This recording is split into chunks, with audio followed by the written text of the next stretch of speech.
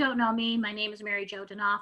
I've been involved in CTAM for quite a while now, past board member, and now I've taken over the administrator role. And it's my honor tonight to introduce our presenter, Betsy Willis. For those of you who do not know Betsy, she has been in the theater world for over 17 years.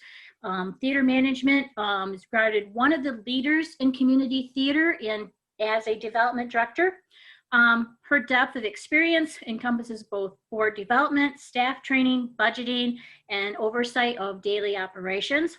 Her passion for fund development in general and grant writing has led her to create corporate sponsorship programs, plan fundraising events, and understand that community theaters to have strength in business as well as creativity in order to thrive. She's the former development director for Old Town Playhouse in Traverse City. Betsy now holds the position of development coordinator for Grassroots Natural Area. She's also started her own consulting business, which specializes in development, grant writing, and strategic planning. She currently serves on the grant panel reviewer for the Michigan Council for the Arts and Cultural Affairs, and she also received her certificate in fundraising management from the Lilly Family School of Philanthropy. So without further ado, and just a reminder that if you do have questions, use the chat tonight because this is a different type of program that we're doing through Zoom meetings. Without further ado, I'm going to turn it over to Betsy. Thanks, Mary Jo. I'm so happy to have all of you with us tonight. And I just want to start out by telling you a little bit about how I got involved in theater, because my journey to where I am in theater is not necessarily the classic way of getting there. So I began in theater, as most of you did, as a volunteer, and I acted, and then I worked on backstage, and then I directed, and then I got on the board. And once I got on the board, I started realizing some things about theater, that we shouldn't all just think creatively all the time. Sometimes we needed to think as a business. And so I began to make that sort of my forte in theater. I still act, I still direct, I still work backstage occasionally, but I've applied my business brain to the other side of that. So my education in theater came from community theater. I don't have a degree in theater. I didn't study nonprofit management in school. I came up through community theaters much the way most of you did. So I like to think that I am kind of a grassroots theater person, and that I have a pretty good understanding of community theater. At least I hope I do, and I hope by the end of tonight you think I do as well. So I want to say there are sort of some sections to this as we go tonight. And I encourage you to, if you have a question about the section I've just given or I'm talking about, please type in your question. And as we move from one section to the next, I will try to go back and answer those questions as best I can, or say that that's coming up in the next section. That's part of what it is. And the rest, excuse me. The other part of this is that the reason that we're doing this as a regular Zoom call tonight is I want to, toward the end of what we do, I want to break out into a chat session so groups of, I don't know when we see how many people we have exactly, maybe 4 or 5 people. I want you to, as you're going through this, take notes on things I'm talking about that apply to your theater.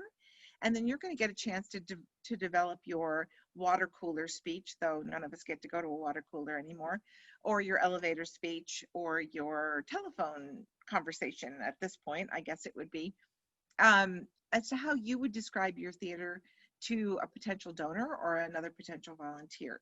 That's an incredibly important part of the business part of what theater is about. And it's really important that you know how to do that, whether you're a board member or you're someone who's acting or whatever it is you're doing. You need to be able to talk about your theater and sell it to other people. So they call it show business for a reason, because theater is really a business. And for some organizations, it's a multi-million-dollar business. For your theaters, it probably isn't that large. Most of you, I encourage people with budgets of $300,000 or less to join this seminar, because I think that that what I have to say will apply to you more than it will to the $1 million theaters. But I'm happy if I have some of those people with us tonight as well. So we have to think about our theater as a business, because people often think of community theater as a bunch of people just getting together to have a good time. And I'm guessing that every one of us on this call tonight know that community theater is a lot more than that. We change lives. We make a difference in people's lives. We allow people to express creativity that may not have any other outlet for that. We teach creative thinking. We teach teamwork. We could go on and on with that list, I'm sure, and I'm sure all of you have it. And that's one of those things. Start writing down, what is it about your community theater that you do well besides present shows? Okay, so those are the things that are going to matter to other people. The other thing that we need to understand about it is that our theaters have an economic place in our community. And while that doesn't necessarily mean a lot to those of us who think creatively, it means a lot to those people who are funding us. And so we want to make sure that we can tell them the story about the kind of impact we have on the economics of our communities, because that's what's going to matter to them in a large part. Your donors and your sponsors and other businesses you approach for in-kind donations and things. It's not, wow, we've put on a great show. It's what else do you bring to the community that they want to know about? That's the business side of theater. That's the really important part to those of us who are not creative minds alone. So if you start looking at your theater that way, your theater will be able to grow. Now, some of you may not want your theaters particularly to grow very much. That's fine too. And we're going to look at that in just a second, about whether you want to think about growing or whether you're perfectly content to be where you are. It's one of the things I've learned in strategic planning is I always assume people want to grow. And so we make a strategic plan that takes them from this stage to this stage. And I go back 6 months later and I find that they have discovered they really don't want to do that. They're not ready to do that, or they don't want to do that. That's fine. It just means we need to have a clear vision of that. And so we're going to look at that tonight a little bit. But what it does mean is that if you do want to do that, you have to look at putting business minds on your board. Excuse me, I'm getting noises from my phone, and I want to make sure it's not somebody struggling out there. Just a second.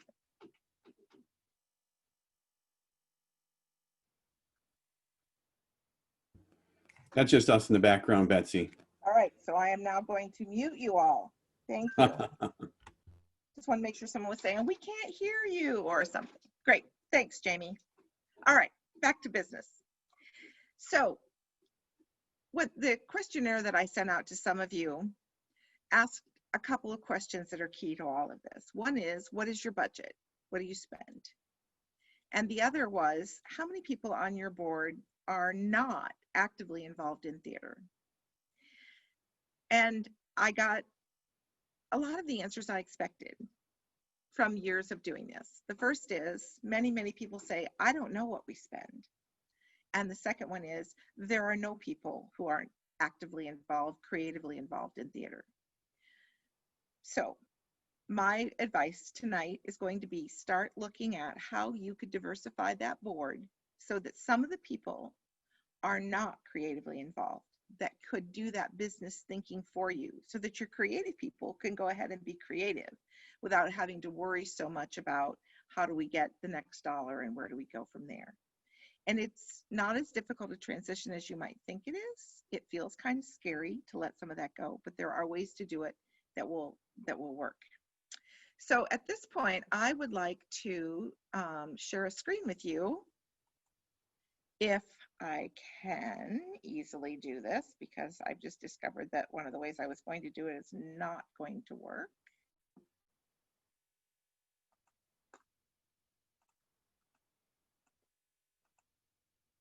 Okay, are you seeing a screen in front of you that says level 1 producing, level 2 organizing, level 3 expanding? Someone can just nod their head or answer yes, or yes, good. Thank you, Carol.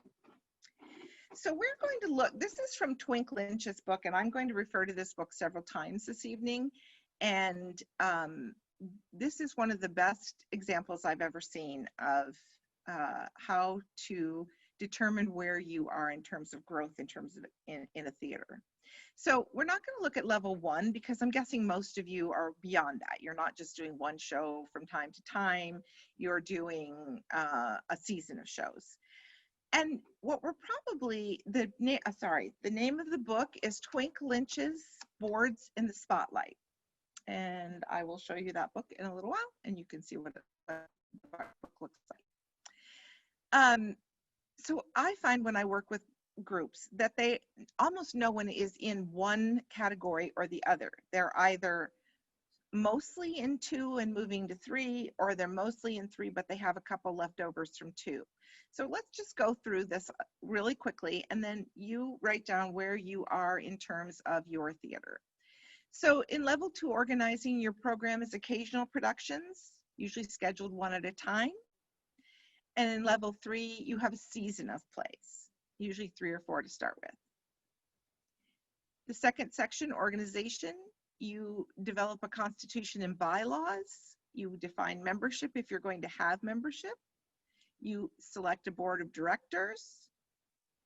And in level 3, you have standing committees. They're usually, your organization is usually production centered, and the board is still primarily composed of theater doers.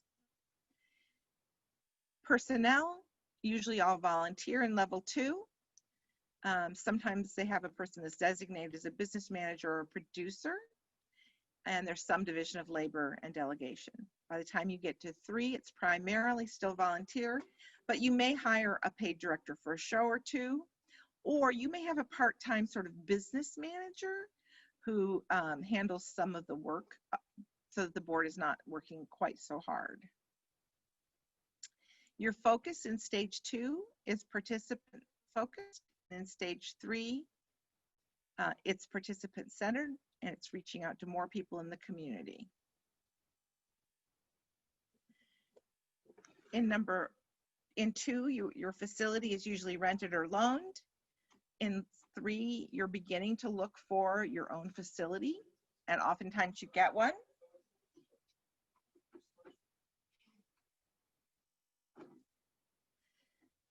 You are in stage 2 financed by ticket sales, sometimes program ads, and you are at the point of beginning to get some donations from service clubs.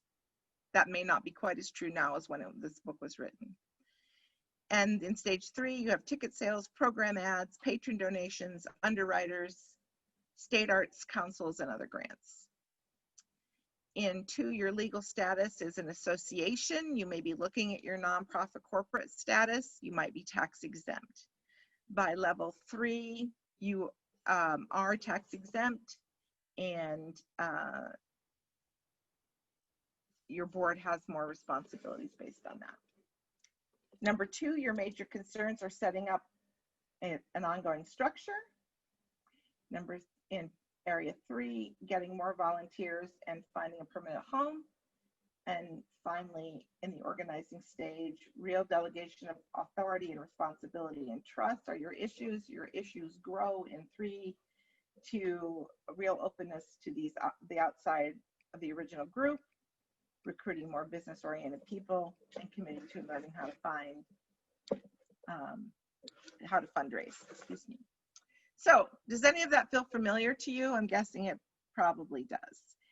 And I find that a lot of times people are well into 3, but still dragging their feet on the focus in terms of reaching out to the community and getting more people involved on the board and your personnel. So personnel and focus, and then sometimes in the funding portions of that.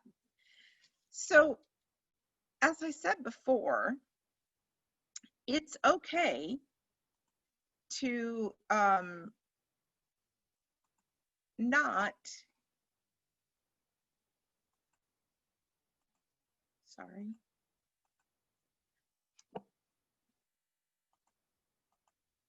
My screen won't expand. Here we go.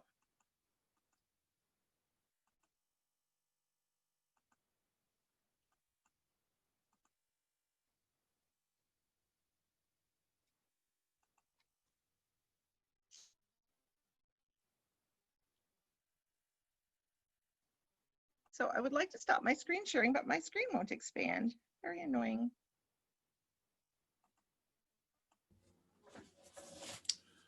Betsy, if you bring your cursor down to the lower portion Yep, of your screen. nothing. Nothing there. Okay. Nope. Let me try some. Oh, I've got one other idea. Nope.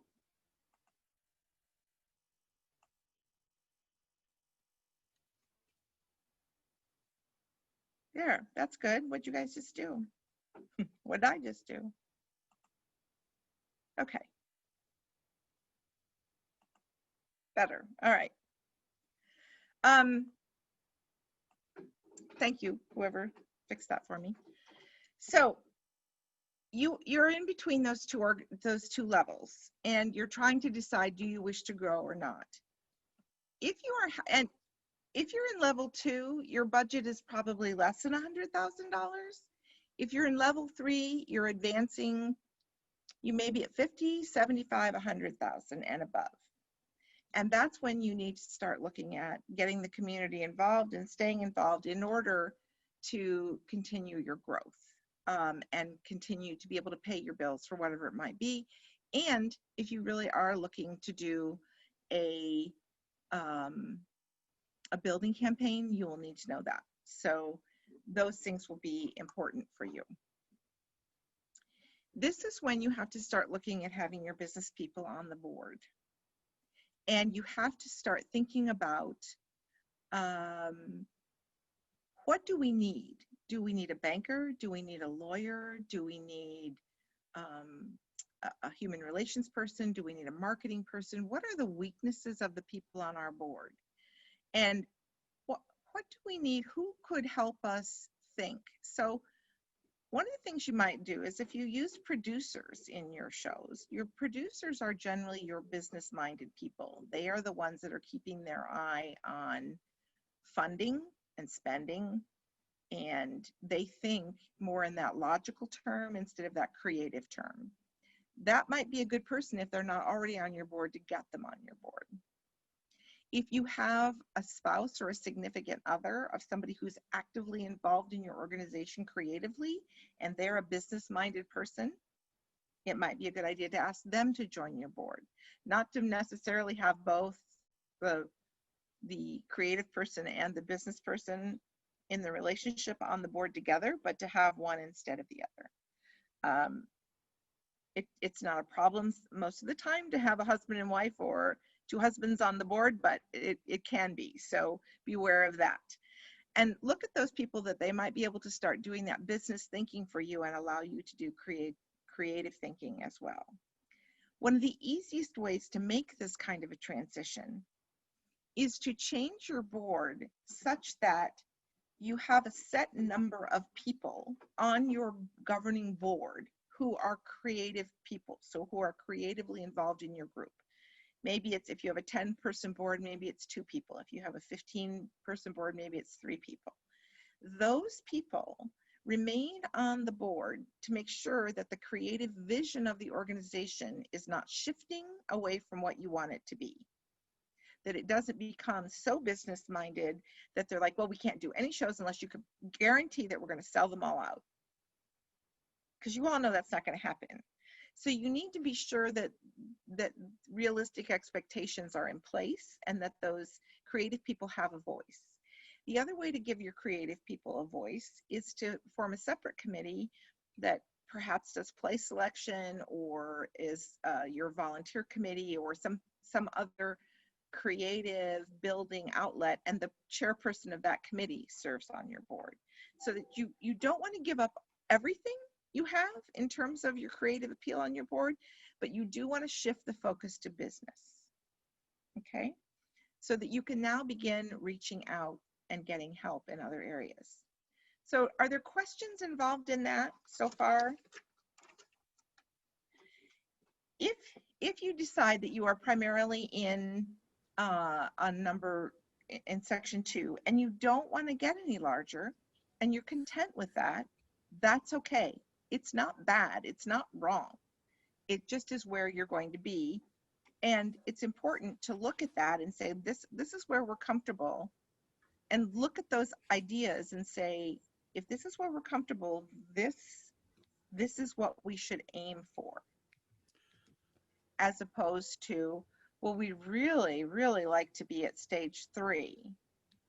Now, what do we have to give up in stage 2 to make that happen? Betsy, could I ask you a question or maybe some advice? You sure can. I know in a good deal of organizations I've been involved in over the years that sometimes the board members find difficulty in finding other board members within that organization. So I know for certain my theater group would really be challenged by trying to seek someone outside of the organization to join the board. Can you give any insight onto what that ask might look like? Sure Because can. that would be great. Yeah, thanks for bringing that up, Jamie. So first of all, it is really important that you start gathering information about the people who attend your shows, because those are the people, your first people you want to approach to get on your board. If you have season ticket holders, or you have someone that you see at shows all the time in a normal world, which we're not in at the moment, but if we get back to that, and we will, then who attends? Do you have a lawyer that comes to the show all the time? He's already your friend. You already have one of those key relationships with him that you need to bring him on board or her on board.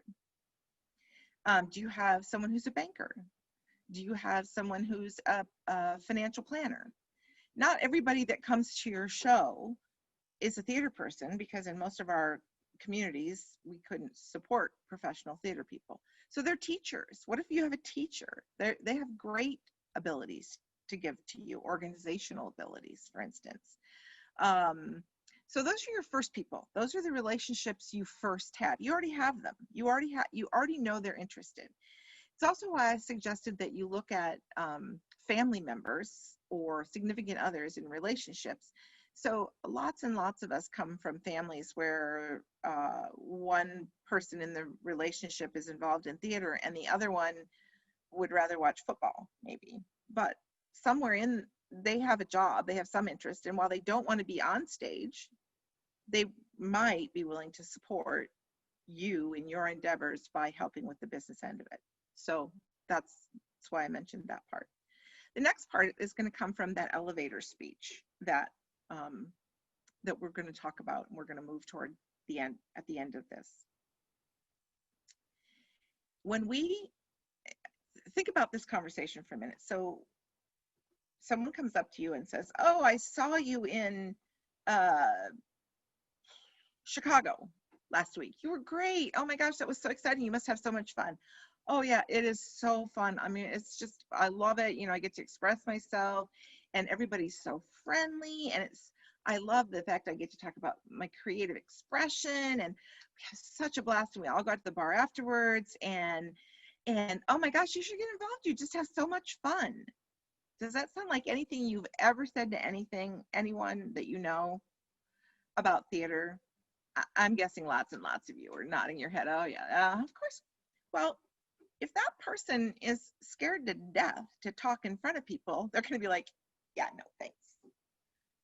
But if you talk to them about, oh, I love being on stage and it's so much fun, and I've met the greatest group of people, and do you know, they've changed my life.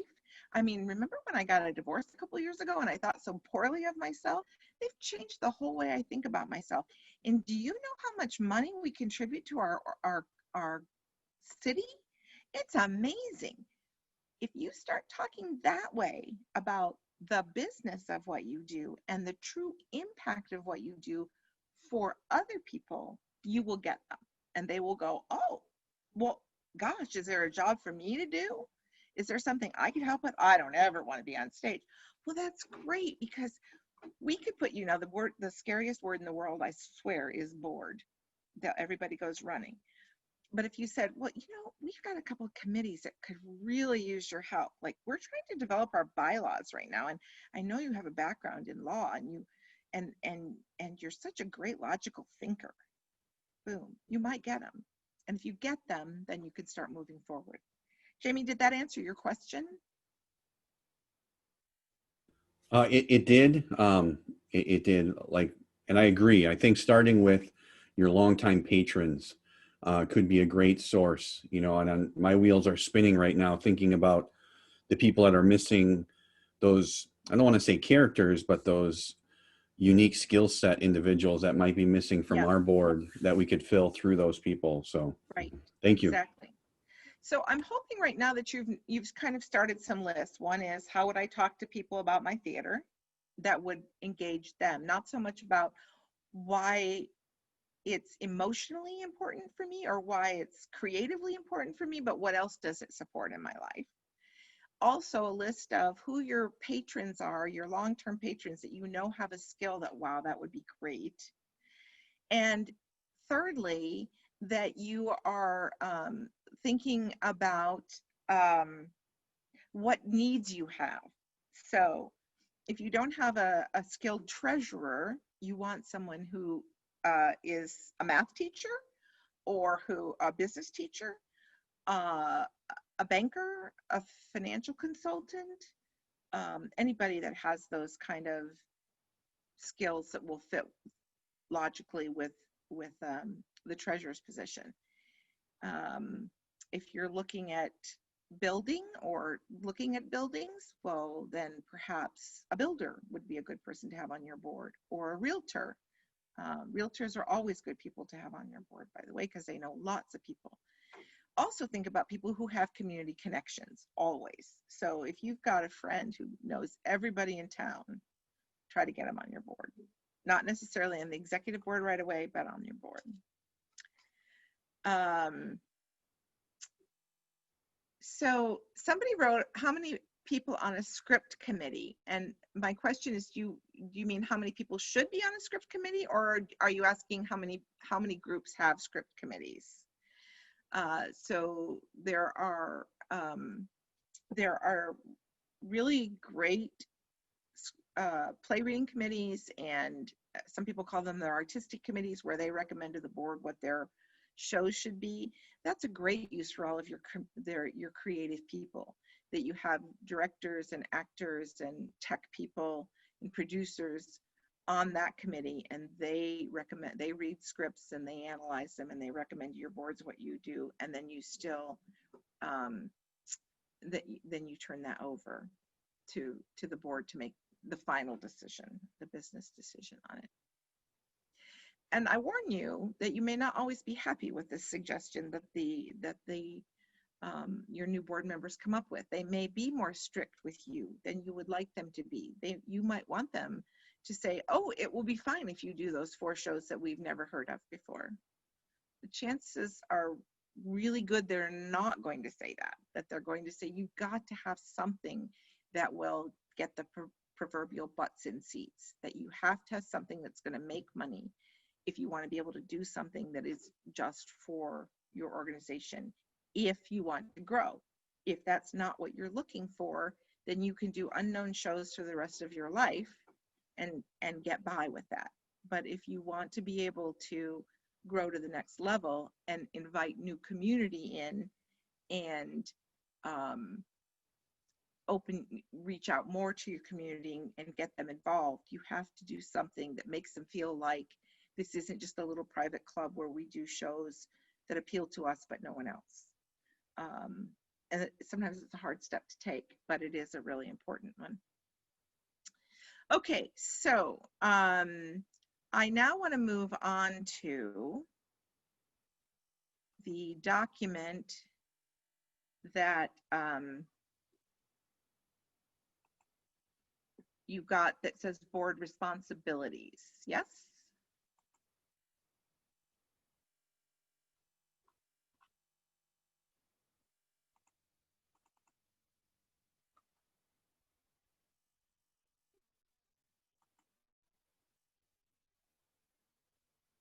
Okay, This is also from that same book by Twink Lynch. This is one of her chapters. And it will help you with figuring out who you want to be on your board and what it maybe should look like. This is what she writes in this particular article. It is true for almost every board.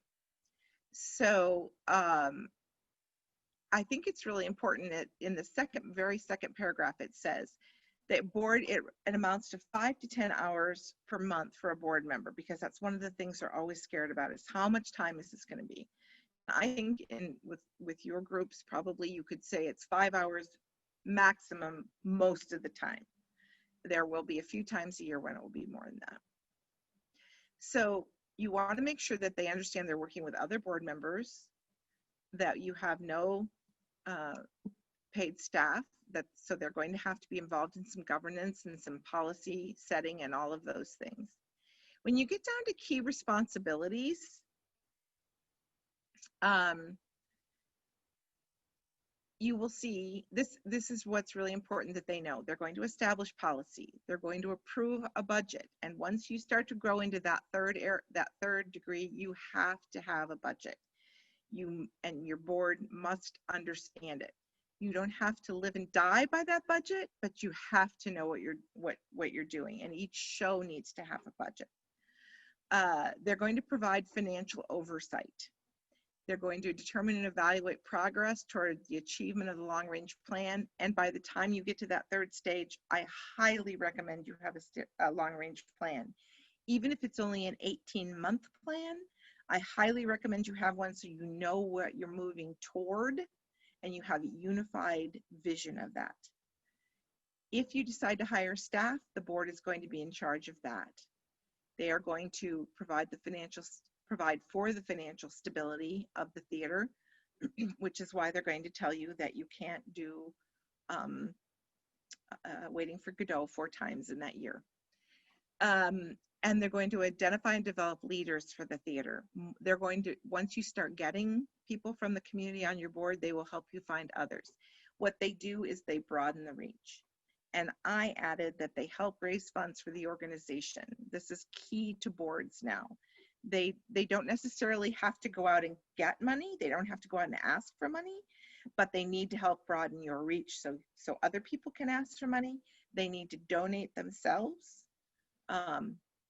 not just their time, but some money. So as a grant writer, I know that when I write a grant, and I can say that 100% of the board has financially donated to my organization, I have a far better chance of getting a grant, because they want to know that the board is not just involved by time, but with money. And I'm not talking $1,000. If you have a $20 membership, they need to pay that. If they can give you $100, that would be great. But they have to have a financial investment in what you're doing. If for any reason they have any production responsibilities, that should be here. By the time you get to stage 3, a board member should not necessarily be assigned to be involved directly in the show unless they wish to be, because their job is more governance. But you could ask them to usher. You could have an expectation that they will all usher. That's certainly well within their rights. The result then is that you'll make measurable progress towards your fulfillment of your mission, your goals, and your objectives. And you'll have an enhanced image in the community so that you can start raising money toward whatever you might want to do, so you can start expanding your financial. So they have to demonstrate interest. They have to have sufficient time. I would highly recommend that you invite them to a board meeting to see how it goes, and that you run your board meeting efficiently so they see that their time is not going to be wasted before you ask them to be on your board. That they have skills, knowledge, or experience in at least one area, and here we are: finance, strategic planning, personnel, fundraising, production. Marketing is really a big one these days, or social media is an even bigger one. Volunteer management. We talked already about builders, realtors, all of those people. And that they're able to work effectively with the other group. they have to know that you're going to support them, that you're going to have a job description for them, that you're going to have a board orientation or training, that you're going to have budgets for committees and an overall budget, that you're going to reimburse them if they spend their own money on something, unless they wish to donate it, and that there's a space for them to meet, and all those things are there. And here are the expectations for the board members: that they will be prompt and prepared, that they will attend the board orientation, the training programs, board retreats, productions, and special events, that if you so require, that they purchase a season ticket and that they make an annual contribution, that they serve on at least one committee, and they will promote the theater and its programs. They will participate in fundraising activities. They will exercise a fiduciary responsibility. They will keep things confidential in terms of board deliberations, like if you're talking about moving out of where you're currently performing and moving to someplace else, that they don't go out and just start talking about that. And they will be enthusiastic. Are there any questions about that portion of what we just did? Okay, so Jamie, you need to get me back to my full screen so that I can stop the board, so I can stop sharing. Thank you. I don't know why that won't let me do it, but it will. Okay, so, must be Chuck that's doing it. Oh, here's someone responding to the play reading committee, that so you can look at that in the chat if you want for more, because that's a little different from organization to organization. Okay.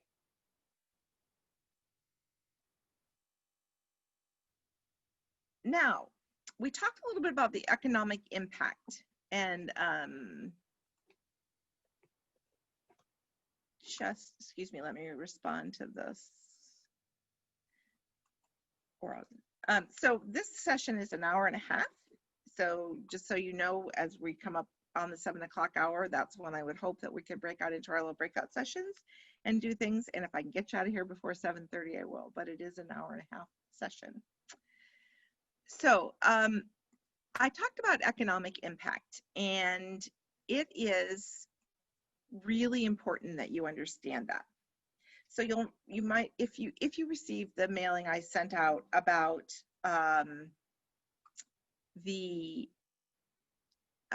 what your budget is, there's method to that madness. Because donors, as you go out and start asking for sponsorships in particular, and some donors, as you get into more major donor situations, they're going to want to know what kind of an economic impact you have in your community. And if you're unclear as to what I mean by that, it is that what kind of dollars you're putting back into your community. Now, you may not think you're putting that much in, but you are. I can guarantee you are. So I am going to go, I had a response from Twin City Players. So President Craig Kirkdorfer sent me this information, and I'm going to use it. And he said if his treasurer's on the meeting tonight, they might, and he makes a mistake, that he wants to be forgiven. So please forgive him if something about this isn't right. So in your bundle of information, you received the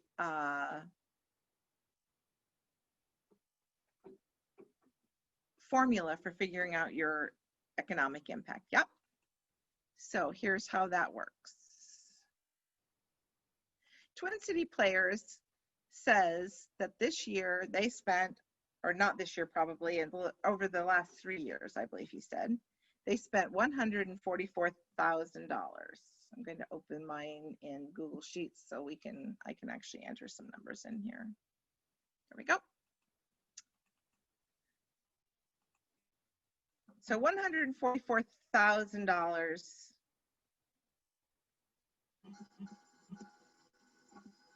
over 3 years as their average. Okay. Of that money, we're going to say they spent $15,000 out of the area. So they bought scripts, they ordered things online, they paid for something that wasn't bought at the local Home Depot or the hardware store or the Joann Fabrics or whatever it might be. So now I didn't ask you about attendees, but let's say that for the entire year, let's see, I did ask you about shows. So you do 5 or 6 shows a year. So if you do 5 shows a year and a couple of weekends of each one, and so I'm going to say 2,000. So I'm going to say that you have 10,000 people who attend your shows.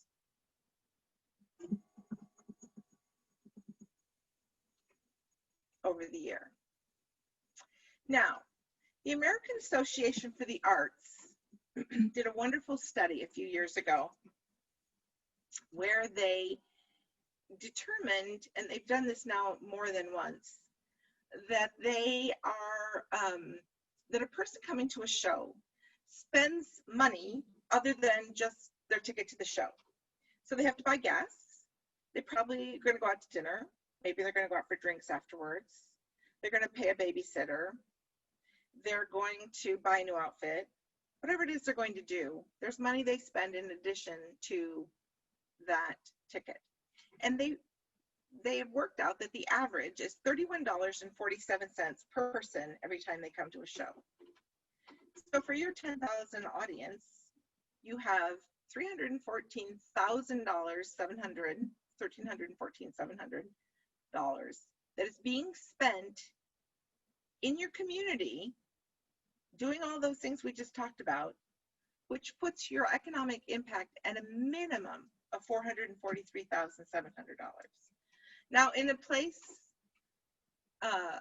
like where the Twin Cities is located, is that a pretty big nut in your area's budget?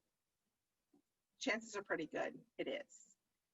If you go further, I just put in, if you had 8 people attending 4 rehearsals per week for 6 weeks. So this is a small show. This is the directors coming, the stage managers coming, and 6 cast members. And they're coming to 4 rehearsals a week for 6 weeks. Then you get 3 tech people added onto that. Then you have 25 people attending tech week, all of those things. And let's put them at the minimum amount that they're going to spend. And you add another $10,000, almost $11,000 to that budget. And you talk to your local people and you say, we are adding nearly $500,000. Now, you can adjust the bottom of the portion of this however you want. Maybe not everybody goes out every time, but it begins to be a big number. And you have to look at that as a possibility. Finally, I want to say that you, sorry, does anyone have a question about what I just went through? This is probably the hardest part to grasp when you're looking at it, which is why I sent you the formula in a spreadsheet that you can enter your own things in. And remember, that is just the bottom portion of that is just for one show. So if you do 4 or 5 shows a year and maybe you have a big musical where you have 15 or 20 people attending rehearsals through that period of time, your amount goes up considerably with that. But this gives you something to go. So you don't, when you go out to talk to these people about what kind of impact you have, you don't say, oh, well, we spend $150,000 a year. Which sounds more important?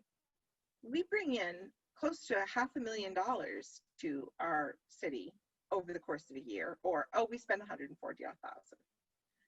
$500,000 starts to make a big difference to all these people and what they're thinking.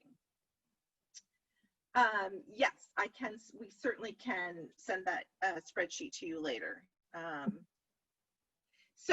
And you should also have received a link to the Americans for the Arts website with the things that were sent today. And we can certainly get that to you if you did not. But that gives a range of the of what it is per area. So, sorry, I'm trying to get to that so that if you didn't get it, I can show it to you. Why is it popping right up to the top?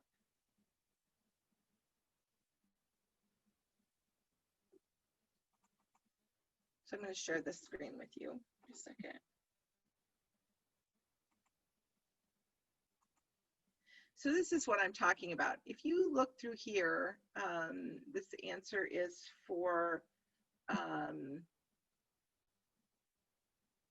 Sally. You will see that it has all this information laid out for you in terms of the amount,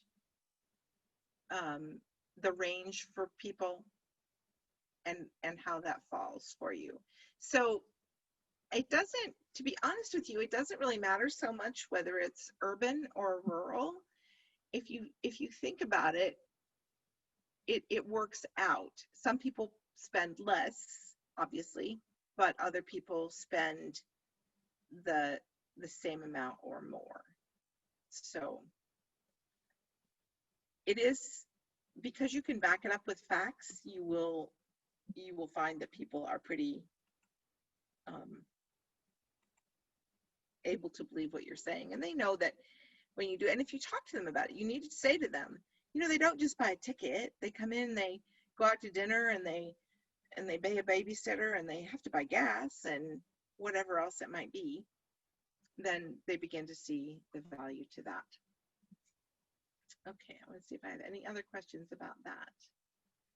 Yes, the Arts and Economics Prosperity brochure will have it. Both of those documents that were sent have that. If you just got the brochure, that certainly is the easiest way to see it.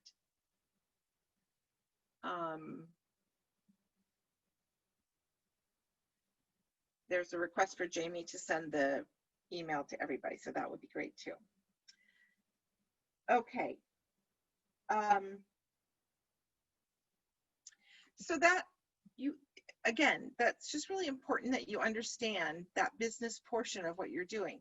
We'd all like to think that this is just something fun to do, but in fact, if we want it to grow, if we want it to sustain, if we want to be able to get grants and be able to look at other things, then we have to know that there's more to it than just having fun. That we have to look at that business side of it.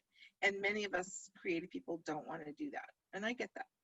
I do, but somebody has to have your back on that to make sure you're getting there. All right. Question about, is this applicable across the country or is it different by region? This is across the country is how this study was done. It was done across the country to work it out. You can imagine that so those of you who are in more rural areas, those of you in the Upper Peninsula or Northeastern, Lower Peninsula, maybe even Southwestern, extreme Southwestern, Lower Peninsula, you might want to use that lower number and not use the average, just especially as you get started in reaching out to people, because it might be harder to convince them that people are spending $35 when they go to the theater as well as the ticket price. But it certainly is there. Okay, so I would like to break out into the groups now, or very shortly, and I'll explain to you what I want you to each to do. I want you in your group to, each of you, give a short speech on your organization based on the business portion of who you are. So what would make me, so I am a person who loves to come to the theater, but I don't want to be in the theater. I don't want to, oh, don't make me do that. But I might have a little money I could give you if you would help, if you could make me understand why you need that. And so that's what I want you to tell me now. And as we get ready to break into those groups, I want you to think about one other thing. If your theater does not have 40% of its income raised by unearned income, you're leaving money on the table. You have resources out there to help you. So Twin Cities, if you look at that 177,000, I think it was, or 147,000, 144,000. So if you look at that 144,000, and most of that is just earned income, that would be ticket sales.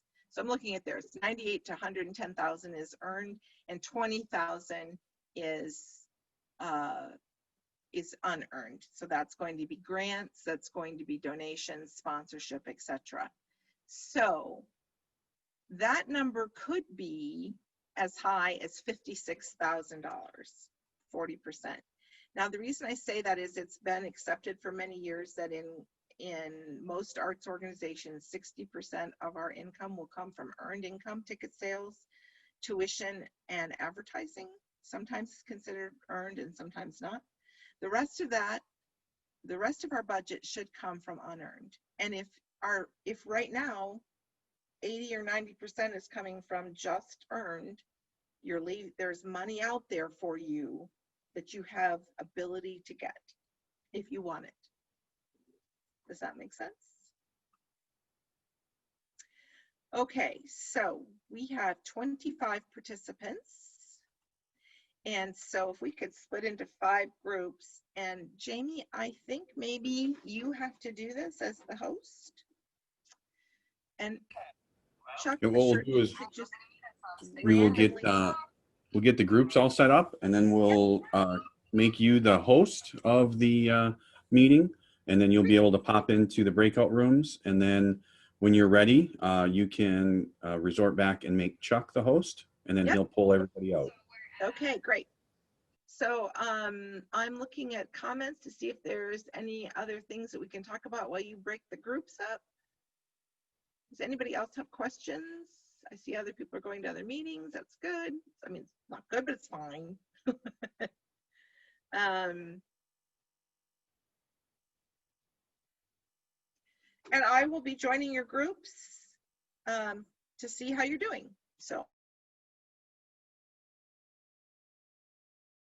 go ahead, Sally, continue.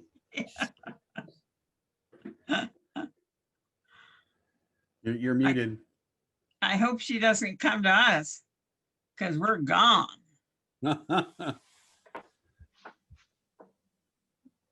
Mute.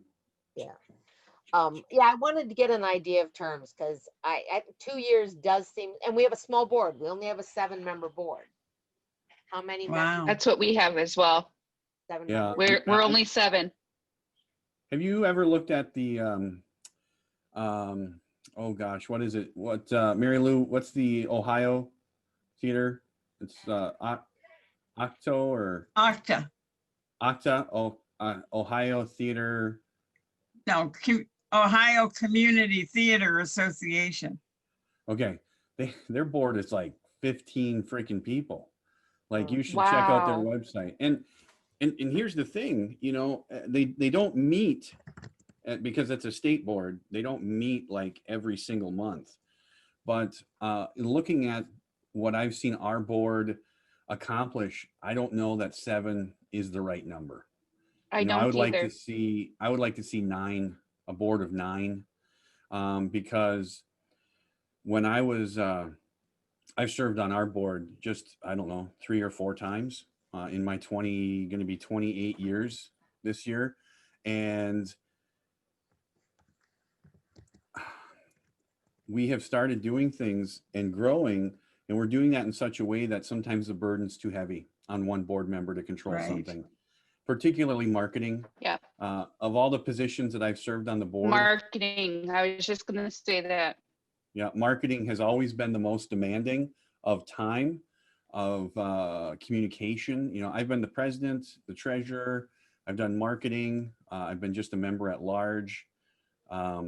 And the marketing, it was by far the hardest job. And so I'd like to see a bigger board to help break up some of those challenging roles, Yeah. you know. Because marketing is not just putting ads in the newspaper anymore or just doing some radio ads. It's the social media aspect of it is broadened the marketing so much for everybody. I mean, You got to be relevant on Facebook and Twitter and Instagram. All of those venues are free to us, and we're not utilizing them to the full effect that we could be doing, because we have just one person that is in charge of marketing, and she's trying to handle the brochures and the tickets and getting everything in line for all of those things to go out. It's overwhelming. It's very overwhelming for her. What were you going to say, Mary Lou? I just recalled a situation many, many, many years ago. A friend called me and said, "What is marketing? If you tell me what it is, I'm sure I can do it."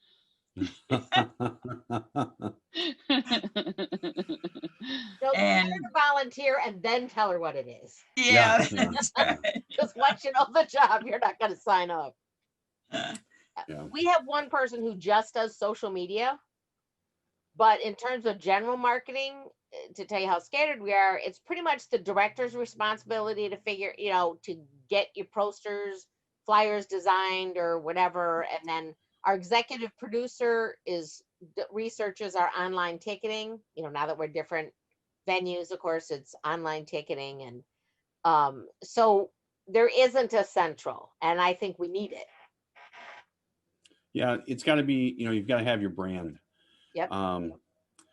You got to have your brand. There was at one point in time, maybe, I don't know, 10, 12 years ago, where we were, maybe 12 or more, we were on the verge of financial collapse. We had very little money left in there was no accountability on the board. We were spending money way more than what we were taking in. And we just did this massive, pulling the purse strings. We were talking to printers, and I was able to arrange having all of our publications printed with just one color. And we've always been kind of our color has been blue. Players in Knox logo has always been blue. And so I was talking to him. I'm like, how can I save money? And he's like, well, we'll print everything at the same time. Then I don't have to clean the printer. Because every time I have to clean the printer, every time I have to change out ink, I have to charge you because I have to clean it and roll new ink for the next running. So if we do things with one or two colors, that's a way to save money. We printed everything for the season at one time. Good idea. Which it's a brand, you're branding, so one person should be working on your season ticket brochure, your posters, your programs, your or they should be working with someone who's then working with social media. So your branding is always controlled. You're always giving that same aesthetic, that same feel. But it's so hard. It's so hard, especially when you have a small board. And how do you do that turnaround when you have to teach someone every 2 years to do this new job? Right. Yep. The good thing is our secretary and treasurer do not have to be elected board members. They usually are. But so we've had that office stay on, I'll be someone was secretary for 4 years, off the board for a year, continued as secretary. And then when they were elected back on the board 2 or 3 years ago, so they kept the job of secretary and treasurer. We had those in someone for 10 years, and Yeah. that helps. It Now does. we have a new young banker who is our new treasurer. Hoping we can keep him on for 10 years. Well, and there's a danger to that as well. You have to make sure, we've had people that I love to be the treasurer. I'm very meticulous with numbers. I have banking background. Me too. And that's a job I cherish. And some people underestimate that. Our good friends who are just about 50 minutes to the west of us, they had who they thought somebody was a great treasurer, and the next thing you know, they got nothing in their bank account. They were the victim of a horrible case of embezzlement, left with nothing. Court hearing, they get restitution of $50 every 2 weeks. And you got to be careful. Getting that same person in there for a long time is not always the right thing. So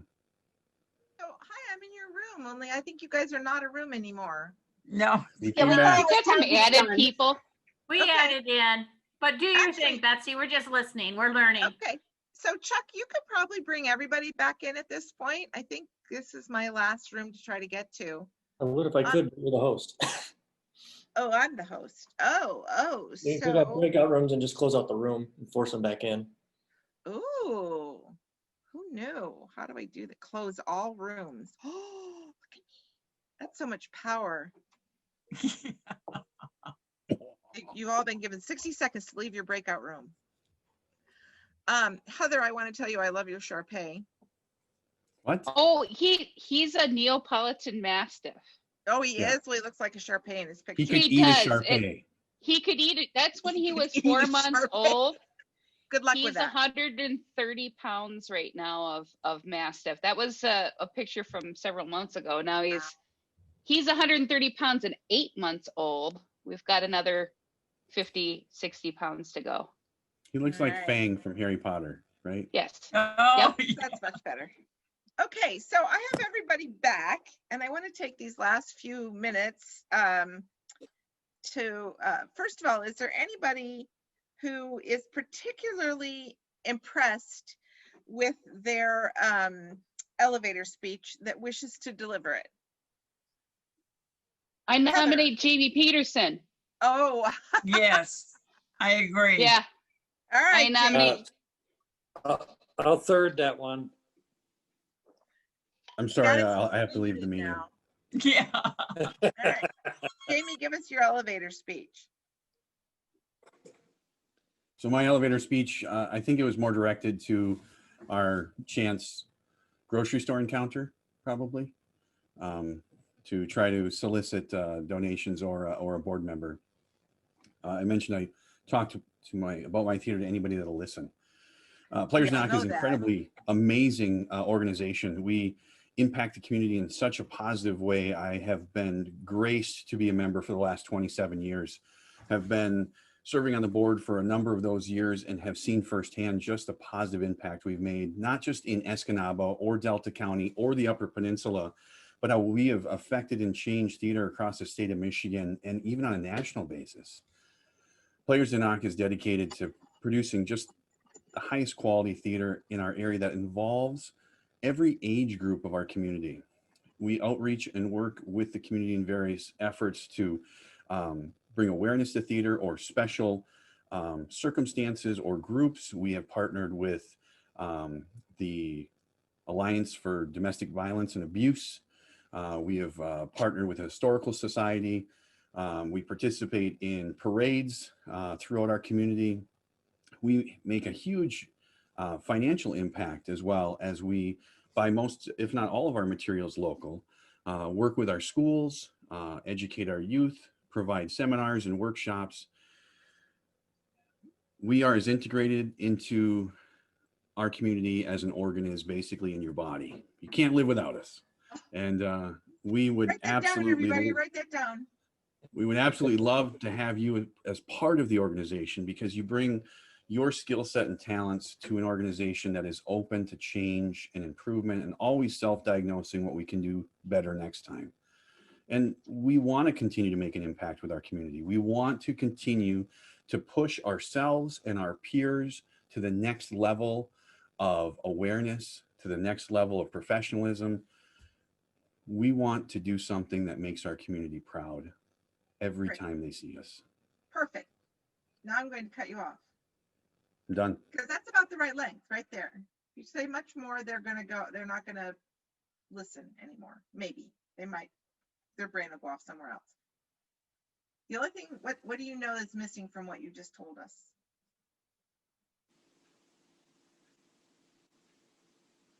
The ask.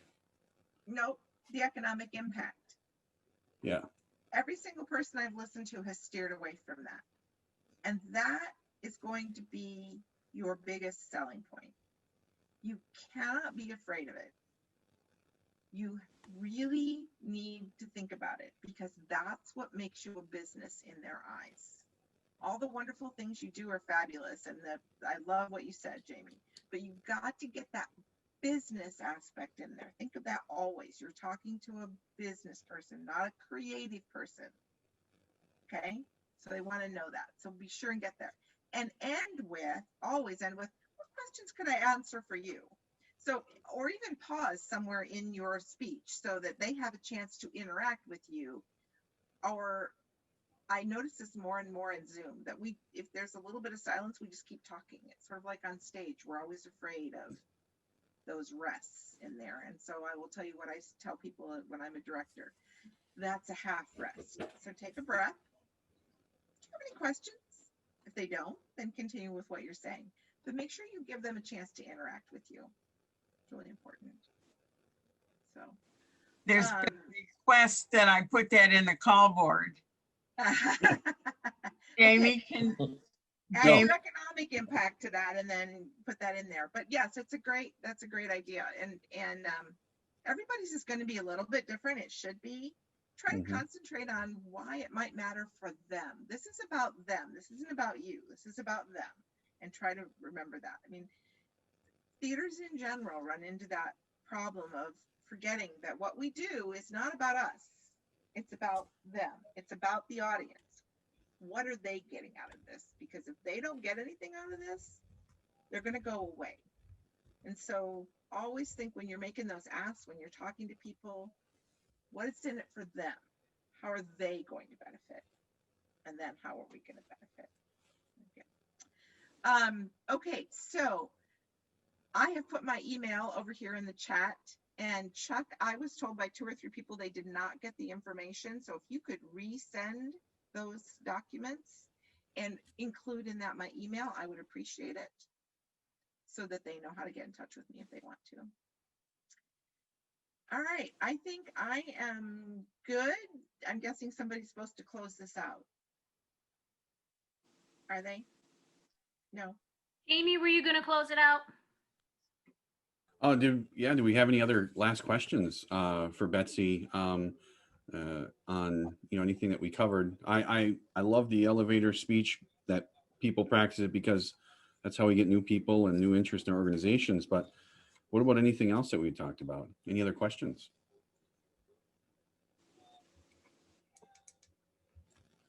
Awesome. Well, I want to thank Betsy so much for your material ahead of time. It was great to have those things to look at, and I'm sure that we will get copies of those things out to anyone who may not have gotten those. What's that?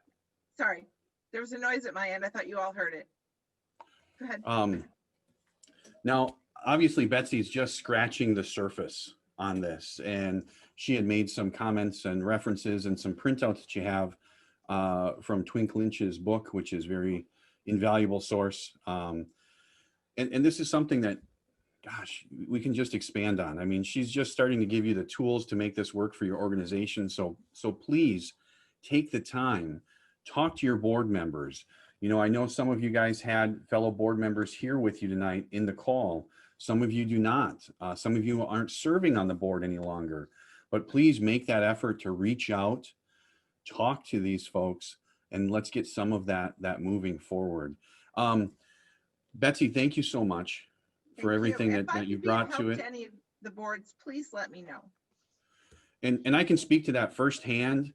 You know, Betsy came all the way up to Escanaba, and she met with myself and our board president at the time, and we covered some of this information, and it really is such an eye-opener. It needs to be shared. And now we talked about last night in our workshop is that once you know you can be better, then it's up to you to be better. Then the ball is in your court. Now it's your responsibility to take this information that you've learned and start to apply it. So fantastic. Love the breakout groups tonight. Thank you so much. Guys, if you haven't registered for other workshops, just know that we've got more coming up. We've got our youth in technical theater. We've got our stage managers roundtable. We have got, oh, JR, what am I missing? We've got our annual meeting coming up, as well as Keynote speaker. What's that? Keynote speaker. Our keynote speaker. Oh my gosh. If you miss Christopher Geddes, shame on you. Yeah, sign up for his keynote. sorry. This is going to be a fantastic opportunity. And also, if you are coming in and maybe you haven't known a lot about CTAM, maybe you're new to the group, maybe you're new to the organization, head to the website. We would love for you to become a member. CTAM.online. You can sign up to be an individual member. You can talk to your theater about becoming an affiliate member. Please do so. Please do so. Join us. When we get back together again, our conferences are so fun in person. And we would love for you to be a part of ACT Fest as well. You want to talk about bringing your theater to the next level? That's the way to do it. So please join us for the rest of the week. We thank you so much. And I bid everyone a fantastic evening. Thank you again, Betsy. And thanks for all of our attendees.